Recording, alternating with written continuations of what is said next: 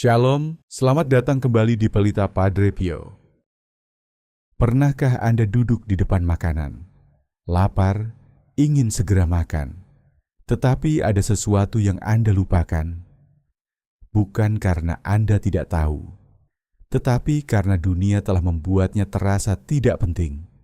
Namun bagaimana jika dalam 15 detik yang Anda abaikan itu, sebuah peperangan rohani benar-benar sedang terjadi di sekitar Anda?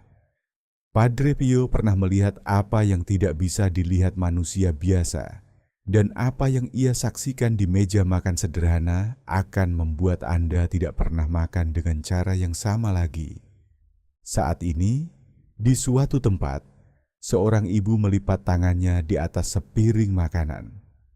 Anak-anaknya gelisah, dan suaminya melirik jam tangannya. Namun ia tetap menutup matanya dan mengucap syukur kepada Tuhan atas makanan yang akan mereka santap. Ia tidak menyadari apa yang baru saja ia mulai di dunia yang tak terlihat. Di dunia tak kasat mata yang mengelilingi meja itu, sesuatu terjadi begitu kata-kata itu keluar dari bibirnya. Para malaikat bergerak dan roh jahat mundur. Udara itu sendiri berubah. Doa 15 detik itu, yang sering dilewatkan dan dianggap kuno serta tidak perlu, sebenarnya melakukan sesuatu di alam rohani yang tidak pernah dipahami oleh kebanyakan orang Kristen. Padre Pio melihatnya, dan apa yang ia saksikan di sekitar meja makan biasa mengubah cara pandangnya tentang peperangan rohani, kehadiran Kristus, dan perlindungan yang tersedia bagi setiap rumah. Pertanyaannya bukanlah apakah Anda percaya bahwa doa bekerja. Pertanyaannya adalah, apakah Anda tahu apa yang sebenarnya terjadi ketika Anda menghentikan rasa lapar Anda untuk mengakui Dia yang memberi makan Anda? Padre Pio hidup dalam dunia di mana sebagian besar hal yang penting tidak terlihat. Selama 50 tahun, ia berdarah dari luka yang tidak bisa dijelaskan oleh dokter manapun. Ia melawan roh jahat di dalam kamarnya pada malam hari, dalam pertempuran fisik nyata yang meninggalkan memar dan merusak perabotan. Ia bisa mencium kehadiran dosa pada orang-orang yang masuk ke ruang pengakuan, bahkan sebelum mereka berbicara. Namun salah satu karunia paling konsisten yang ia miliki justru lebih sederhana daripada semua itu. Ia dapat melihat apa yang terjadi di sekitar tindakan iman yang dianggap biasa oleh orang lain. Ketika seseorang membuat tanda salib, ia melihat cahaya mengikuti gerakan itu di udara. Ketika seseorang berlutut atau membungkukkan badan di hadapan tabernakel, ia melihat para malaikat ikut berlutut bersama mereka. Dan ketika seseorang mengucap syukur sebelum makan, ia melihat seluruh suasana rohani ruangan itu berubah. Ada sebuah kisah pada tahun 1955, sebuah keluarga duduk untuk makan. Meja tertata di sebuah rumah batu kecil di Italia Selatan. Ada roti, minyak zaitun, tomat, dan sedikit keju. Sang ayah lelah setelah bekerja di ladang, dan sang ibu menghabiskan sore hari untuk memasak. 3 anak menunggu dengan gelisah dan lapar. Sebelum ada yang menyentuh makanan, sang ayah mengangkat tangannya dan anak-anak langsung diam. Ia membuat tanda salib dan mereka mengikutinya. Lalu ia mengucapkan kata-kata yang singkat dan familiar, yang telah diucapkan ribuan kali sebelumnya. Berkatilah kami ya Tuhan, dan berkatilah pula anugerah-Mu ini yang akan kami terima dari kemurahan-Mu, melalui Kristus Tuhan kami. Amin. 15 detik, hanya itu yang dibutuhkan. Bagi orang-orang di meja itu, tidak ada yang tampak berubah. Roti tetap roti, dan ruangan tetap ruangan. Namun jika Padre Pio berdiri di ambang pintu, inilah yang akan ia lihat. Pada saat sang ayah mulai berdoa, cahaya turun bukan dari lampu atau jendela, melainkan dari atas. Cahaya itu menembus langit-langit. seolah-olah langit-langit itu tidak ada. Seakan-akan atap rumah itu tiba-tiba menjadi setipis kertas. Cahaya itu bergerak menuju meja seperti air yang dituangkan ke dalam gelas, memenuhi ruang di sekitar keluarga itu. Cahaya itu tidak menerangi ruangan seperti lilin. Cahaya itu melakukan sesuatu yang berbeda. Cahaya itu membentuk garis, batas, sebuah lingkaran kehadiran yang sebelumnya tidak ada sebelum doa dimulai. Dan di luar lingkaran itu, sesuatu mundur. Padre Pio melihatnya dengan jelas. Bayangan-bayangan yang sebelumnya berada di dekat anak-anak dan sudut ruangan tidak tinggal. Pada saat nama Kristus disebut, mereka mundur. Bukan perlahan, bukan dengan enggan, tetapi mereka melarikan diri seolah terbakar. Di dalam lingkaran itu, makanan itu sendiri berubah, bukan dalam zatnya.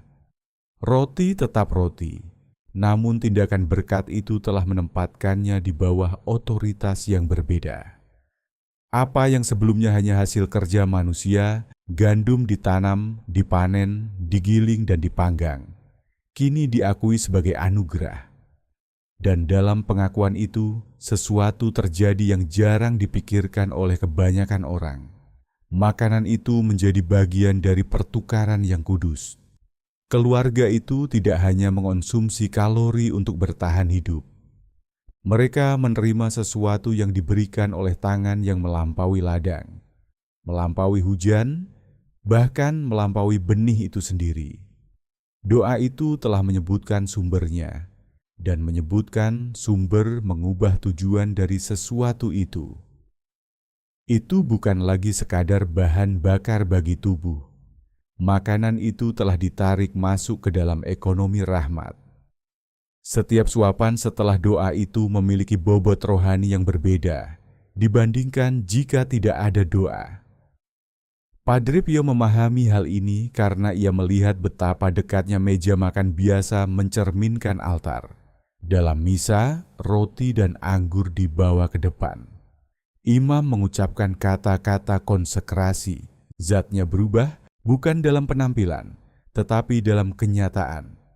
Apa yang tampak seperti roti menjadi tubuh Kristus. Apa yang tampak seperti anggur menjadi darahnya. Meja keluarga bukanlah misa. Roti itu tidak menjadi ekaristi. Namun tindakan berkat sebelum makan mencerminkan gerakan yang sama. Padre Pio mengakui bahwa semua makanan adalah anugerah dari Dia yang menjadi makanan bagi kita. Ia menarik yang biasa ke dalam lingkup yang kudus. Dan Padre Pio melihat bahwa ketika sebuah keluarga membuat hubungan ini, bahkan tanpa sepenuhnya memahaminya, sesuatu di dunia tak terlihat mengenali tindakan itu. Para malaikat mendekat. Roh jahat menjaga jarak, bahkan melarikan diri menjauh. Makanan itu menjadi lebih dari sekadar bertahan hidup. Makanan menjadi tindakan penyembahan. Namun Padre Pio juga melihat apa yang terjadi ketika doa itu dilakukan secara mekanis. Ada keluarga yang mengucap syukur hanya karena kebiasaan. Kata-katanya benar dan gerakannya tepat, tetapi hati mereka tidak hadir. Sang ayah menggumamkan doa sementara, pikirannya sudah merencanakan pekerjaan setelah makan. Sang ibu mengucapkannya sambil memikirkan pertengkaran yang akan terjadi nanti. Anak-anak mengulang doa dengan mulut mereka, tetapi pikiran mereka melayang ke permainan dan teman-teman. Dalam momen seperti itu, Padre Pio tetap melihat cahaya turun, tetapi berbeda. Cahaya itu lebih tipis dan lebih redup. Cahaya itu menyentuh meja, tetapi tidak memenuhi ruangan. Batas itu terbentuk, tetapi lebih lemah. Dan bayangan yang seharusnya pergi hanya mundur sedikit, menunggu di tepi, masih cukup dekat untuk berbisik. Padre Pio memahami bahwa kekuatan doa bukan terletak pada rumus kata-kata. Kekuatan doa terletak pada tindakan pengakuan yang sejati. Tuhan bukanlah mekanisme yang aktif ketika kata-kata yang benar diucapkan dalam urutan yang benar. Tuhan adalah pribadi yang menanggapi gerakan hati yang berpaling kepadanya. Ketika sebuah keluarga berhenti sebelum makan dan sungguh mengarahkan perhatian mereka, bahkan hanya beberapa detik, kepada kenyataan bahwa Tuhanlah yang menyediakan, tindakan itu membuka sebuah pintu. Rahmat masuk melalui pintu itu. Perlindungan masuk melalui pintu itu. Kehadiran Kristus sendiri masuk melalui pintu itu. Namun ketika kata-kata itu kosong, ketika doa hanya menjadi refleks tanpa kesadaran, pintu itu hampir tidak terbuka. Berkat itu masih memiliki efek, karena Tuhan menghargai bahkan tindakan iman yang paling lemah. Tetapi itu jauh dari apa yang sebenarnya ingin Ia berikan. Lalu ada juga makan, di mana tidak ada doa sama sekali. Padre Pio juga melihat hal itu. Sebuah keluarga duduk dan langsung makan tanpa pengakuan bahwa makanan itu berasal dari manapun selain pasar atau ladang. Dalam momen itu, ia tidak melihat cahaya turun.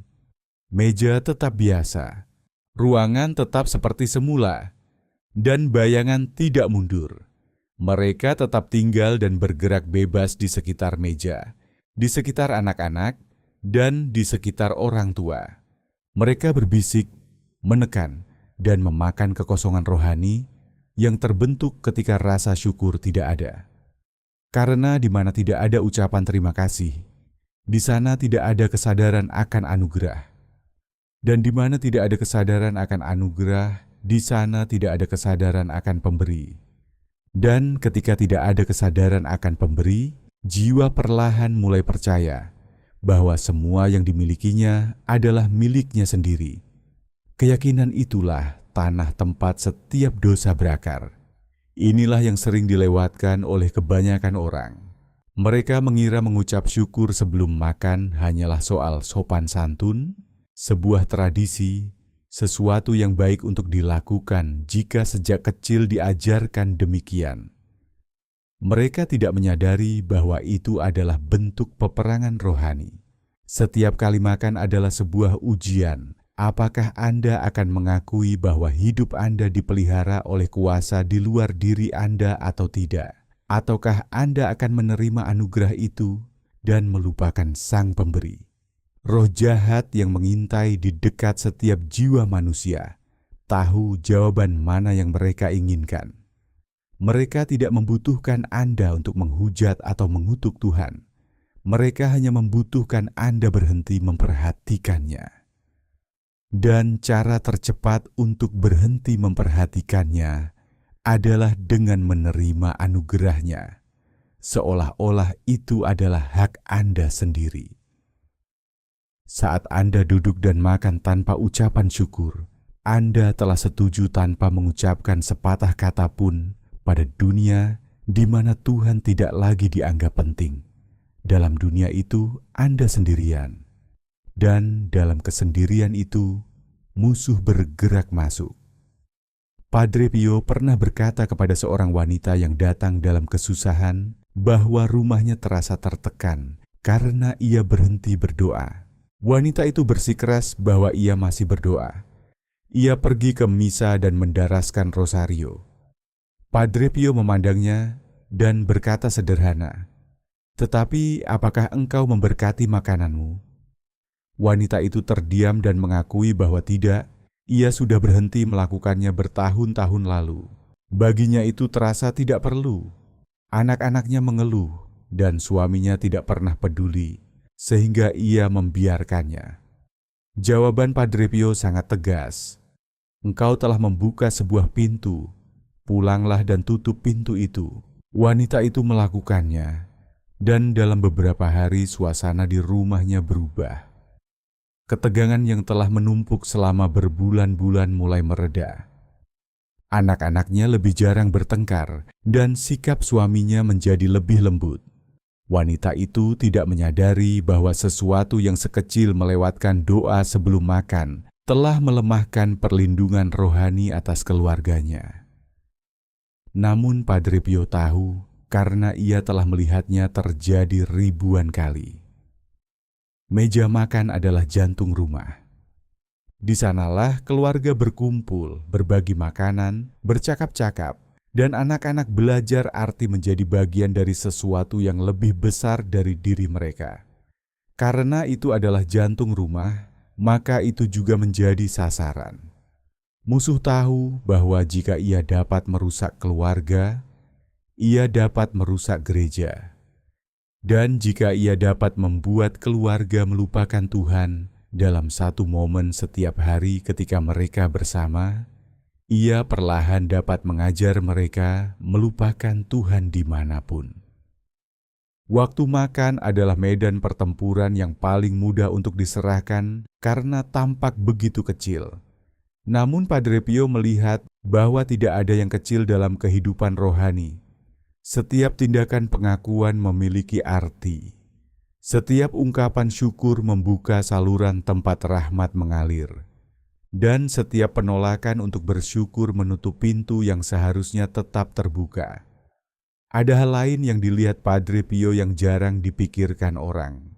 Ketika sebuah keluarga mengucap syukur bersama, mereka tidak berdoa sendirian. Para malaikat yang ditugaskan untuk rumah itu ikut serta dalam doa. Para kudus di surga mendengarnya, dan jiwa-jiwa di api penyucian yang terhubung dengan keluarga itu dikuatkan olehnya. Doa tidak pernah terjadi dalam isolasi. Setiap kata yang diucapkan kepada Tuhan masuk ke dalam persekutuan yang melampaui waktu dan ruang. Doa menghubungkan yang hidup dan yang telah meninggal, gereja di dunia dan gereja di surga. Ketika seorang ayah memberkati makanan di depan anak-anaknya, ia sedang mengajar mereka bahwa mereka bagian dari sesuatu yang besar. Ketika seorang ibu memimpin keluarganya dalam ucapan syukur, ia menambatkan rumah itu pada realitas yang melampaui tembok di sekelilingnya. 15 detik untuk mengucap syukur adalah benang yang ditenun ke dalam kekekalan. Dan Padre Pio dapat melihat seluruh jalinannya. Namun ia juga melihat apa yang terjadi ketika benang itu hilang. Keluarga yang tidak pernah berdoa bersama akhirnya menjadi keluarga yang terpecah. Tidak selalu segera dan tidak selalu dramatis. Tetapi seiring waktu, ikatan itu melemah. Anak-anak mulai menjauh dan orang tua menjadi dingin satu sama lain. Rumah itu menjadi sekadar tempat untuk tidur dan makan, bukan tempat kudus di mana jiwa dibentuk. Dalam setiap kasus, Padre Pio dapat menelusuri kemerosotan itu ke titik awal yang sama. Mereka berhenti mengakui Tuhan dalam momen-momen sederhana. Mereka berhenti mengucap syukur sebelum makan, berhenti membuat tanda salib sebelum tidur, dan berhenti mengingat bahwa hidup mereka bukan milik mereka sendiri. Ketika kesadaran itu hilang, segala sesuatu mulai runtuh. Ini bukan takhayul dan bukan sekadar aturan kaku. Inilah cara dunia rohani bekerja. Tuhan merancang ciptaan sedemikian rupa sehingga rasa syukur menjadi poros tempat segala sesuatu berputar. Ketika Anda bersyukur, Anda mengakui ketergantungan. Ketika Anda mengakui ketergantungan, Anda membuka diri untuk menerima. Ketika Anda membuka diri, rahmat dapat masuk. Dan ketika rahmat masuk, segalanya berubah bukan karena keadaan berubah, tetapi karena Anda tidak lagi menghadapinya sendirian. Tindakan sederhana mengucap syukur sebelum makan adalah pengakuan bahwa Anda membutuhkan Tuhan bukan hanya untuk keselamatan atau pengampunan, tetapi juga untuk roti di piring Anda hari ini. Pengakuan itu adalah celah tempat kehadirannya mengalir ke dalam hidup Anda. Padre Pio menjalani ini dalam hidupnya. Setiap makanan yang ia santap, sekecil apapun, selalu diawali dengan doa. Bahkan ketika ia sendirian, lelah, atau hanya memiliki sepotong roti dan sedikit air, Padre Pio tidak pernah makan tanpa berterima kasih, kepada yang menyediakannya. Mereka yang melihatnya berdoa sebelum makan mengatakan hal yang sama. Cara ia mengucap syukur membuat orang sadar bahwa mereka belum pernah benar-benar memahami doa itu sebelumnya. Ia tidak terburu-buru dan tidak bergumam. Padre Pio mengucapkan kata-kata itu perlahan seolah berdiri di depan altar. Seolah roti di depannya adalah satu-satunya yang memisahkannya dari kelaparan. Dan secara rohani memang demikian. Ia tahu setiap suapan adalah belas kasih. Dan ia tidak pernah membiarkan dirinya melupakannya. Dunia modern membuat hal ini mudah dilupakan.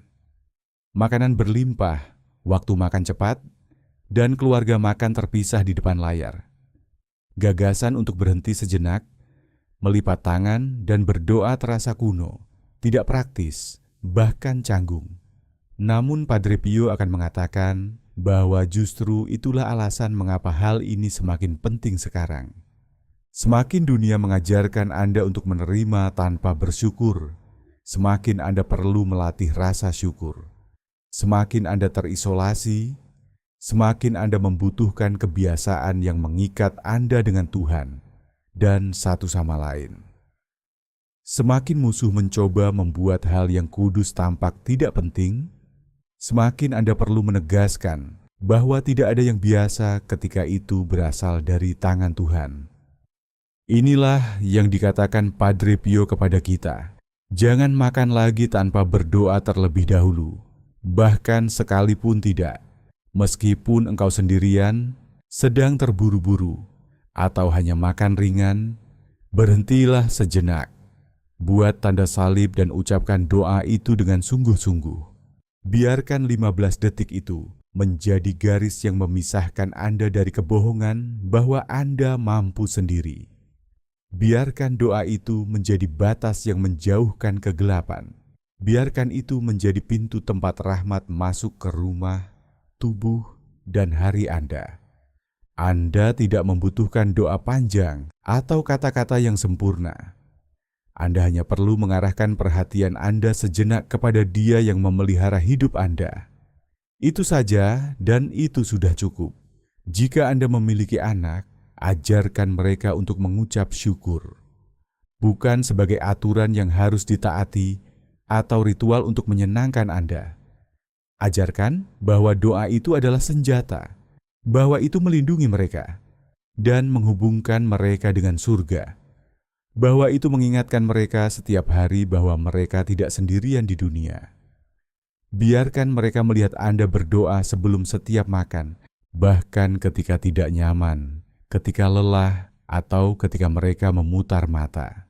Tetap lakukan, karena suatu hari mereka akan duduk di meja yang jauh dari Anda, dan mereka akan mengingatnya.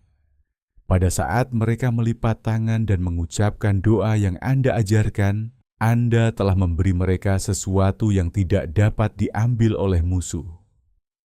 Kebiasaan untuk berpaling kepada Tuhan ketika lebih mudah untuk tidak melakukannya. Jika Anda telah bertahun-tahun tidak berdoa sebelum makan, mulailah hari ini. Saat berikutnya Anda duduk untuk makan, berhentilah sebelum tangan Anda menyentuh piring. Buat tanda salib dan ucapkan doa itu. Jangan khawatir jika terasa aneh atau jika orang lain tidak mengerti. Anda tidak melakukannya untuk mereka. Anda sedang membuka sebuah pintu. Dan saat Anda membukanya, sesuatu akan masuk. Cahaya akan turun, malaikat akan mendekat, dan roti itu tetap roti tetapi juga lebih dari sekadar roti. Itu menjadi bukti bahwa Anda hidup bukan karena kekuatan Anda sendiri, tetapi karena Anda dikasihi dan kasih itu sedang menjangkau Anda sekarang, menunggu Anda untuk merespons. Padre Pio melihat semua ini. Ia melihat peperangan tak terlihat yang terjadi di setiap meja. Ia melihat perlindungan yang tersedia bagi mereka yang memintanya. Ia melihat perbedaan antara rumah yang berakar pada rasa syukur dan rumah yang hanyut dalam kemandirian. Dan ia menghabiskan hidupnya untuk memberitahukan apa yang ia lihat. bukan untuk membebani, tetapi untuk menunjukkan kuasa yang sudah ada dalam jangkauan Anda. 15 detik untuk mengucap syukur bukanlah hal kecil. Itu adalah pernyataan. Itu adalah senjata. Dan itu adalah benang yang mengikat hidup biasa Anda dengan hidup kekal yang akan datang. Jangan lepaskan itu. Meja makan adalah medan pertempuran, dan setiap kali makan adalah sebuah pilihan. Jika Anda percaya bahwa doa kecil ini memiliki kuasa, tuliskan di kolom komentar doa sederhana ini. Tuhan, terima kasih atas setiap rezeki yang Engkau berikan. Ajarkan aku untuk tidak pernah melupakan-Mu dalam hal kecil sekalipun. Amin. Dan sekarang, setiap kali Anda duduk di depan makanan, ingatlah, Anda tidak hanya sedang makan. Anda sedang memilih apakah Anda akan hidup dalam kesadaran akan Tuhan atau berjalan dalam keheningan yang menjauh darinya. Jangan biarkan 15 detik itu hilang. Begitu saja. Karena bisa jadi disitulah perlindungan, rahmat, dan kehadiran Tuhan masuk ke dalam hidup Anda. Kalau kamu merasa renungan ini bermanfaat, tolong like, subscribe, dan share. Mari sebarkan kebijaksanaan rohani Padre Pio kemana-mana. Terima kasih sudah ikut dalam perjalanan iman ini. Semoga doamu kuat, imanmu teguh, dan rosariomu selalu dekat di hatimu. Yesus, Engkau andalanku. Amin.